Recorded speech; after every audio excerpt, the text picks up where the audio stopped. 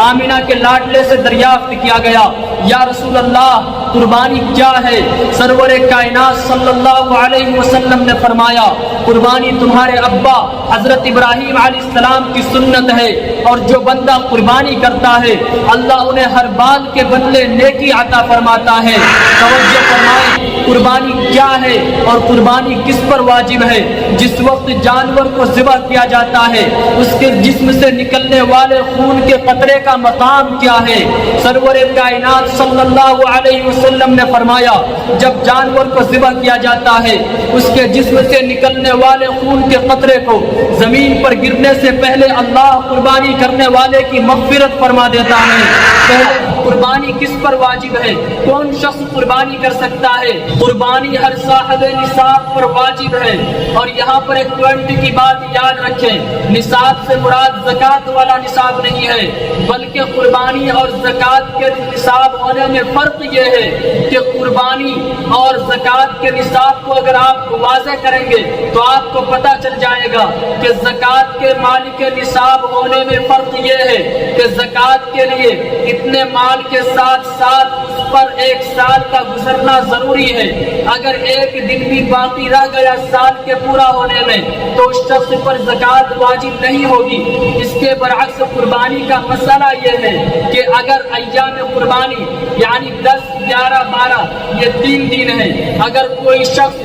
10 اور 11 ذی الحجہ کو فقیر تھا، فقیر سے مراد وہ انٹرنیشنل بھکاری نہیں، مانگنے والا فقیر نہیں، بلکہ شرعی اصطلاح کے مطابق وہ نصاب کا مالک نہیں تھا، لیکن 12 ذی الحجہ کو وہ نصاب کا مالک ہو گیا، تو اب اس صورت میں 12 تاریخ کو اس کے اوپر قربانی واجب ہو جائے گی۔ اسی طرح قربانی کے جانور لاغر اور کمزور نہ ہو، قرآن کہتا ہے تسر الناظرین، یعنی ایسا جانور ہو جو دیکھنے والے کو دلوں کو فوراً بھا جائے، یہ افضل ہے۔ قربانی کے جانور بڑھیا سے بڑھیا ہو، کیونکہ اللہ کو نہ بندے کا گوشت پہنچتا ہے اور نہ ہی خون پہنچتا ہے، بلکہ اللہ کو تو بندے کا تقویٰ پہنچتا ہے۔ اسی طرح قربانی کے جانور میں کوئی عیب نہ ہو، اور ایک بات یہاں پر یاد رکھیں، اس کے بارے میں ایک جہالت عام ہو چکی ہے، اگر تھوڑا سا بھی کان کٹا ہو تو اسے عیب سمجھتے ہیں، نہیں، توجہ فرمائیں، جانور کے ہر عضو کے 3 حصے کیے جائیں گے،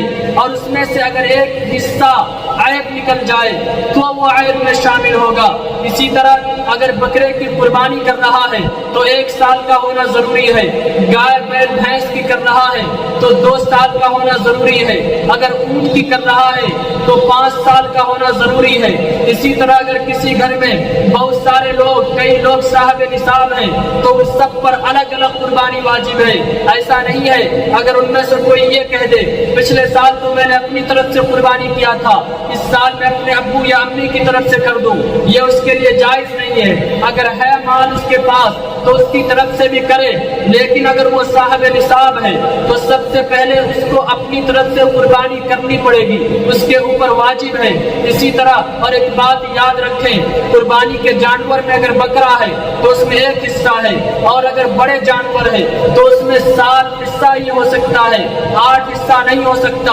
اگر کوئی آپ سے بحث کرنے لگ جائے تمہارے جانور میں جب 8 7 حصہ ہو سکتا ہے، میرا جانور تو اس سے بھی موٹا ہے، اس سے بھی قیمتی ہے، اس سے بھی وزندار ہے، اس میں 8 حصہ کیوں نہیں ہو سکتا؟ یہ واقعہ پیش آ چکا ہے، اس لیے آپ کے سامنے وضاحت کر رہا ہوں، اس لیے آپ اس کی باتوں میں نہ آئیں، اس کے اوپر اوفی کیا جائے گا، جاہل نادان پر اسے تو نادان ہی کہا جائے گا۔ اسی طرح اگر بڑے جانور میں 7 آدمی حصے دار ہیں تو گوشت کی تقسیم کے وقت 7 حصے برابر برابر لگائے جائیں گے، چاہے کلیجی ہو، پھیپھڑا ہو، دل ہو، گوشت ہو، ہر چیز میں برابر برابر حصہ ہوگا، کیونکہ یہ اس کا حق ہے، اس میں بھی اللہ کی طرف سے آپ کا امتحان ہے۔ اسی طرح جو جانور کی رسی وغیرہ ہوا کرتی ہے اس کو قربا میں تقسیم کیا جائے گا۔ اسی طریقے سے چرب قربانی اسے ہر جائز اور نیکی کے کام میں دیا جائے گا۔ اسی طرح گوشت بنانے والے کی اجرت گوشت میں سے نہیں بلکہ انہیں الگ سے دیا جائے گا،